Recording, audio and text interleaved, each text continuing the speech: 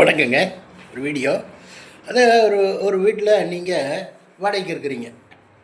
ரொம்ப நாளாக வாடகைக்கு இருக்கிறீங்க. ரொம்ப நாளாக வாடகைக்கு இருந்துட்டு, ஆ, வாடகை வீட்டிலேருந்து சந்தோஷமாக இருக்கீங்க அந்த வீட்டில். சந்தோஷமாக இருக்கிறீங்க, வாடகை கொடுக்குறீங்க, எல்லாம் பண்ணுறீங்க. அப்படி பல ஆண்டுகளாக அந்த வீட்டில் இருக்கும்போது, என்னங்க, ஒரு ஒரு ஒரு கட்டத்தில் வந்து வீட்டு ஹவுஸ் ஓனர் வந்து வீட்டை காலி பண்ணுங்கங்கிறார். வீட்டை காலி பண்ணுங்க அப்படிங்கும்போது அப்போ தாங்க தெரியும், நம்ம வாடகை வீட்டில் தான் இத்தனை நாள் இருந்திருக்கிறோம் நம்ம அப்படின்னு அப்போ யோசனை பண்ணுவீங்க. ஐயோ, வீட்டை காலி பண்ணிட்டு எங்கே போகிறது, என்ன பண்ணுறது அப்படிங்கிற ஒரு யோசனை வரும் உங்களுக்கு. அப்போ தாங்க அந்த உணர்வு வரும், நமக்குன்னு ஒரு வீடு வேணும், நமக்குன்னு ஒரு சொந்தமாக ஒரு வீடு வேணும், சின்ன வீடாக இருந்தாக்கள் நமக்கு ஒரு சொந்த வீடு வேணும் அப்படின்னு சொல்லி முயற்சி பண்ணுறீங்க. இந்த முயற்சி பண்ணும்போது வாழ்க்கை துணை நமக்கு ஒய்ஃபு அவங்க வந்து ரொம்ப இன்வால்வ் ஆகி ரொம்ப தூண்டுதலாக இருக்கணுங்க. வாங்கிடலாங்க, எப்படியும் வாங்கிடலாங்க, விடுங்க. யோசனை பண்ணுவாங்க, கொஞ்சம் டைம் கேட்பாங்க காலி பண்ணுறதுக்கு அப்படின்னு சொல்லி கேட்டு, என்னங்க, எப்படி கஷ்டப்பட்டு என்னமோ பரட்டி கிரட்டி பண்டி கிண்டி ஒரு வீட்டை வாங்கிடுவீங்க.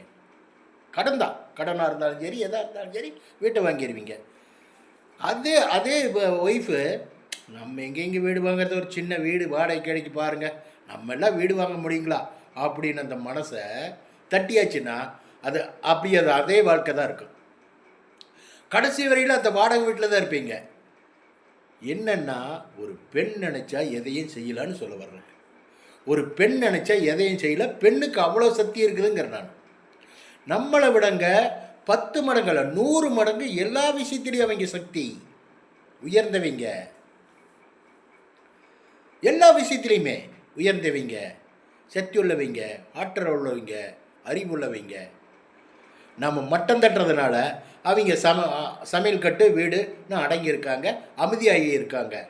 அவங்கள கொஞ்சோண்டு உஸ்பேத்தி விட்டு பாருங்க, மின்னல் வேகத்தில் பறக்கும். மின்னல் வேகத்தில் எல்லாமே செய்வாங்க, பிடிப்பாங்க, பண்ணுவாங்க.